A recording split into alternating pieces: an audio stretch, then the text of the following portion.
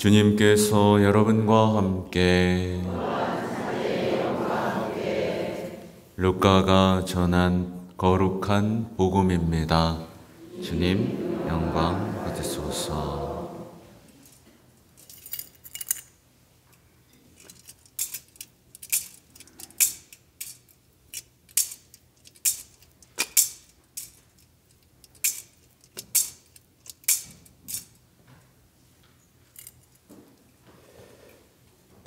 디베리우스 황제 치세 제15년 본시오 빌라도가 유다 총독으로 헤로데가 갈릴레아의 영주로 그의 동생 필리포스가 이투레아와 트라코니티스 지방의 영주로 리사니아스가 아빌레네의 영주로 있을 때, 또 한나스와 카야파가 대사제로 있을 때 하느님의 말씀이 광야에 있는 지카리아의 아들 요한에게 내렸다. 그리하여 요한은 요르단 부근의 모든 지방을 다니며 죄의 용서를 위한 회개의 세례를 선포하였다. 이는 이사야 예언자가 선포한 말씀의 책에 기록된 그대로이다. 광야에서 외치는 이의 소리, 너희는 주님의 길을 마련하여라. 그분의 길을 곱게 내어라. 골짜기는 모두 메워지고 산과 언덕은 모두 낮아져라. 구분되는 고다지고 거친 길은 평탄하게 되어라. 그리하여 모든 사람이 하느님의 구원을 보리라. 주님의 말씀입니다.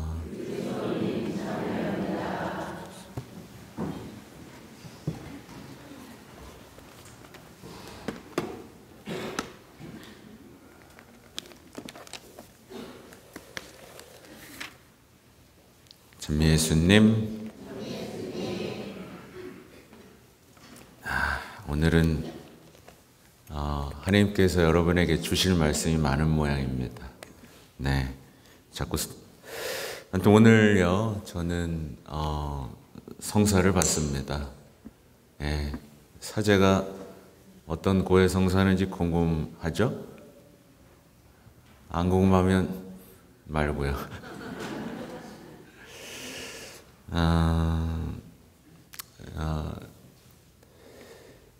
이런 고해를 받습니다. 제가 그동안 예수님 자비의 얼굴을 가렸다고요. 물론 최선을 다했고 더 많은 사람에게 예수님을 만나게 노력은 했지만 어떤 인간적인 어떤 한계, 연약함, 그죠? 이런 것 때문에 정말 예수님이 자비롭고 사랑이신 분이라는 그 얼굴을 때때로 가렸고 더럽혔던 죄의 모습을 주님께 말씀드렸습니다. 그리고 9시 미사 때는 우리 신자분들에게도 혹시라도 제가 성사 중에 좀 뭐랄까요, 모질었다면 용서를 구하고 다시 한번 제가 주님의 자비의 도구가 될 수 있도록 마음을 열어달라고 청했습니다. 네. 그래서인지 몰라도 이제 미사 전후에 고해소를 계속 지키는데 많은 분들이 들어오셨고 또 마음을 열어주셨어요. 여러분도 혹시라도 저에게 묻던 마음이 있다면 용서해 주실 거죠? 네. 아니요? 예수님은 이렇게 다시 시작할 수 있도록 사제가 조금 연약하더라도 돌봐주시고 인내하시고 다시 당신의 사랑의 도구로 쓰시고자 하십니다. 전 다시 시작할 수 있어요. 예수님의 품에 꼭 안겨있다 나온 것이고 저는 완전히 깨끗해진 것이고 제 죄는 이제 주님에게서 잊혀진 거죠. 다시 희망차게 고해소로 들어갈 수 있는 용기, 더 많은 사람들과 만날 수 있는 용기들이 이제 더 큰 은총들이 생깁니다. 사실 요즘에 외부에서 많은 분들이 찾아와서 만나고 대화할 수 있는 시간들이 많이 있었어요. 또 뭐 고백했냐면요. 사제들에 대한, 동료 사제들에 대한 형제를 좀 잃어버리고 낙담하고 좀 실망했던 저의 모습들을 고백했습니다. 다시 사랑하겠다고, 다시 일치되고 하나 되는 희망의 씨앗이 되겠다고, 다시 주님이 마련하신 주님이 선택하신 사제들과의 사랑 속에서 이 시대를 아름답게 바꿔나갈 희망의 선교사가 되겠다고 용서를 청했습니다. 제 동기 신부한테 고해성사를 받습니다. 제가 이 얘기를 뭐하러 할까요? 제가 이렇게 얘기하면 여러분도 느끼는 바가 있겠죠?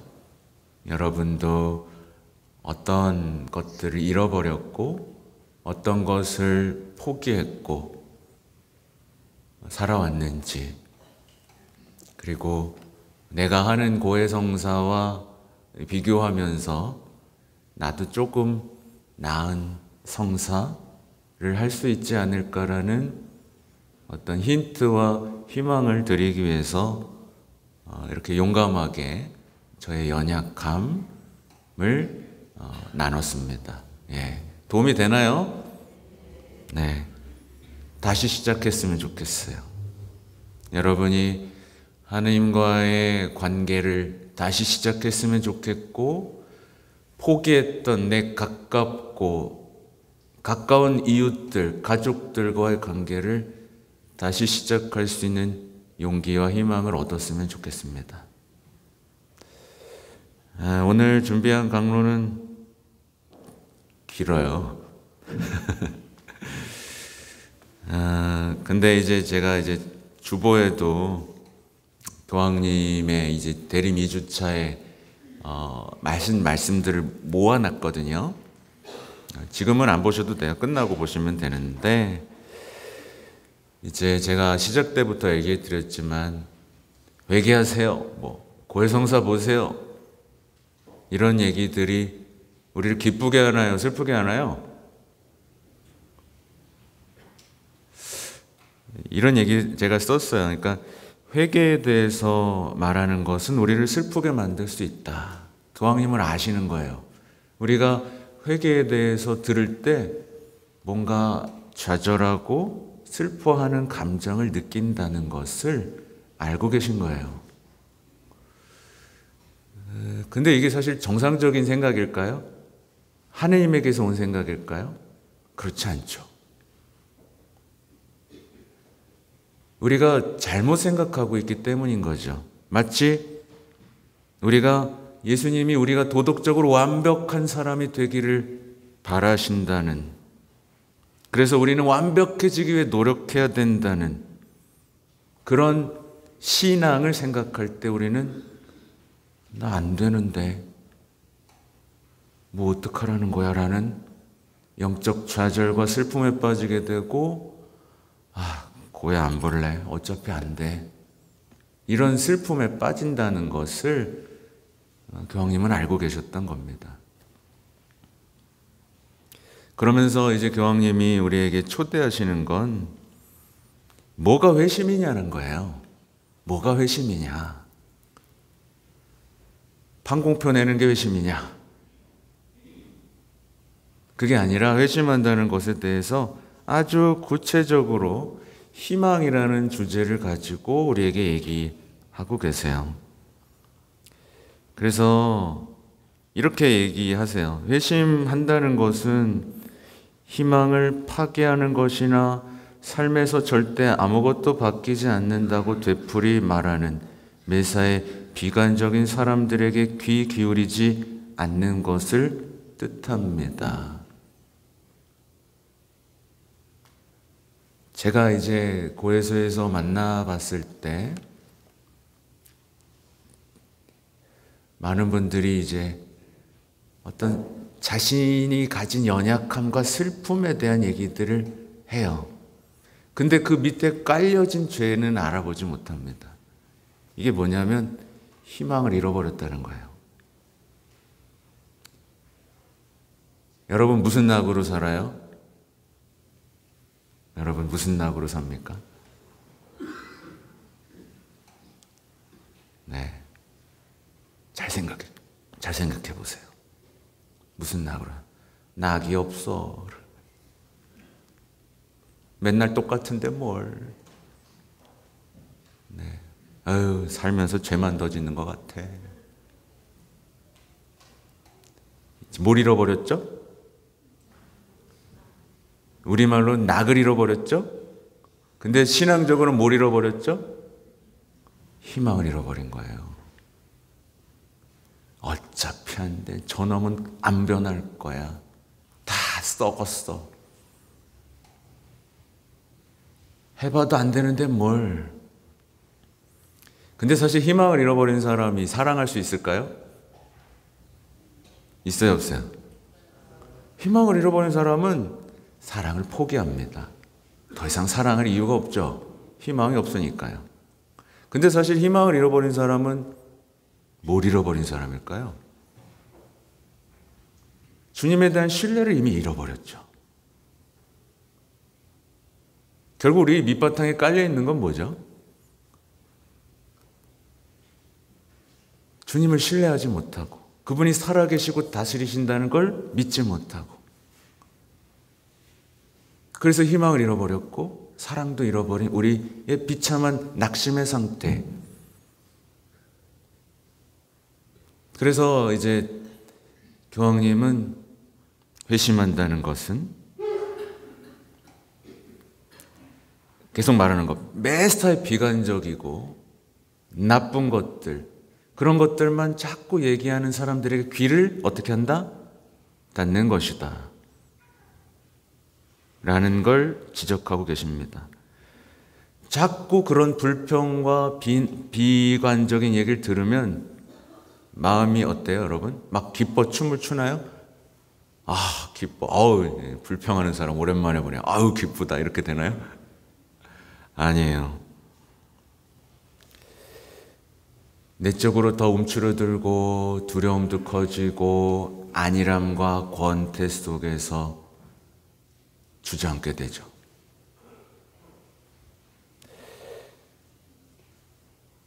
더 나아가 이제 교황님께서는 그분께 첫 자리를 내어드리면 모든 것이 바뀝니다. 그게 회심입니다. 라고 강조하세요. 그러니까 우리는 어떻게 보면 이 대부분 열심한 신자분들인데 대부분 열심한 신자들이 빠져있는 덫이 낙담이라는 자기도 모르게 낙담에 빠져 있고요. 동시에 해봐도 안 된다는 비슷한 얘기지만 안 바뀐다라는 어떤 실패감에 빠져 있단 말이죠.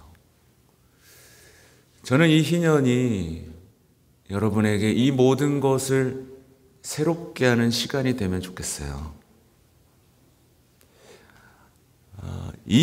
제가 이런 얘기를 제가 대림 일주일부터 평일 강론 내내 교황님이 말씀하신 희망에 대한 교리들을 내내 하고 있어요. 근데 이제 어떤 분들은 되게 어렵다라고 말을 합니다. 근데 여러분 쉬운 얘기만 듣고 싶어요? 아니죠. 쉬운 얘기만 들을 수는 없습니다. 네. 쉬운 얘기가 아니라 이제 정말 제대로 된 신앙을 위해서 조금 어렵지만 정말 중요한 이야기들. 그래서 오늘 요한이 여러분 어디로 불러요? 여러분? 광야로 부르죠? 가고 싶어요? 안 가고 싶어요? 가기 싫죠? 그죠? 요한은 오늘 우리가 가고 싶지 않은 곳으로 오라 그러고 듣기 싫은 얘기를 해요. 그게 대림 2주에 우리에게 선포되는 복음입니다. 가고 싶지 않은 곳에 가서 듣고 싶지 않은 얘기를 듣는 것.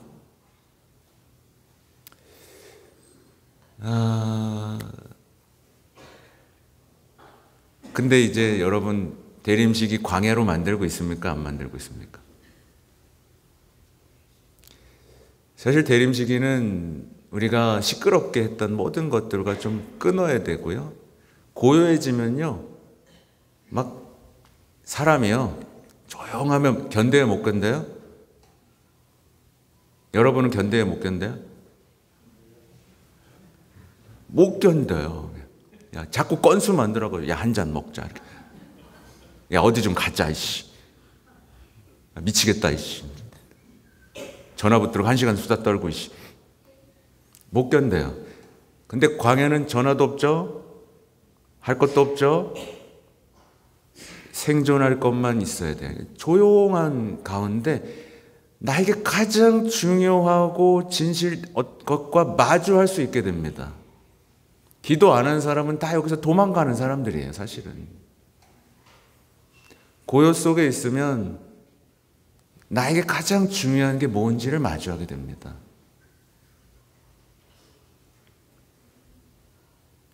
진짜 내 모습과 대면하게 되죠. 그리고 그 광야에서 울려 퍼지는 목소리,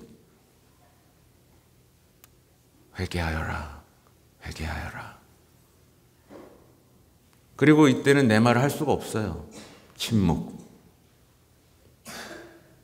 내적 침묵과 외적인 침묵 속에서 그 고요한 회개의 시간을 거친 다음, 광야를 벗어난 다음 내가 할 수 있는 첫 마디는 무엇이었을까? 여러분, 그 놀라운 깨끗해짐 속에서 여러분이 할 수 있는 첫 마디는 뭘까요? 막 기대가 되지 않습니까? 그죠? 나는 그동안 수많은 말을 하고 살았고, 근데 그 말이 아무것도 바꾸지 못했는데 그 광야의 시간이 끝난 후에 하는 말들은 어떻게 될까요? 참 예수님은요, 주님은요, 놀라운 일을 하고 계신 거예요. 그래서 우리가 보세요. 유명한 사람을 데려다가 화려한 도시에서 회개를 선포할 수도 있었지만 정말 알려지지 않은 메마른 광야에서 그냥 고독한 한 예언자를 통해 복음을 선포하는 이 역동들, 묵상할 게 너무나 많아서 사실은 제가 말을 다 못합니다. 근데 이제 여러분, 내 삶이 메마르고 어려울 때, 어떻게 보면 광야처럼 느껴질 때가 주님을 만나기 가장 좋은 때예요. 오히려 여러분, 냉장고만 열면 맛있는 게 있고 전화만 들면 가까이 사랑할 수 있는 사람이 있을 때가 오히려 주님을 만나지 못합니다. 그죠? 그래서 정말 그 광야 속에서 그 메마른 땅에서 꽃 피어나기를 우리에게 초대하시는 시간인 거예요. 아무튼 부디 제가 여기 있는 얘기를 다 전하진 못했는데요. 요거 읽고 끝내겠습니다. 희년을 준비하는 대림 시기에 회심한다는 것은 무엇을 의미할까요? 희망을 회복하고 희망으로 치유되며 희망 속에서 인생을 다시 희망의 여정으로 바꾸고 희망의 순례를 나서는 사람이 되는 것을 의미합니다. 기억합시다. 삶은 희망으로 치유됩니다. 고해성사를 통해 비관주의와 체념, 두려움과 안일함에서 해방됩시다. 주님께서 오시는 길과 이웃들을 향한 사랑의 길에 난 구멍들을 메우고 길을 활짝 엽시다. 무감각해진 희망을 다시 찾고 주님의 오심을 기다리는 기쁨을 회복합시다. 네, 이 제가 써던 강론입니다. 하여튼 아셨죠? 네, 뭐 다 얘기는 못했지만 여러분에게 기쁜 정말 제대로 된 아름다운 고해성사를 통해서 정말 희망의 사람들, 세상에는 찾아볼 수 없는 그 빛나는 희망의 순례자가 되는 여러분이 되기를 기도하겠습니다. 아멘.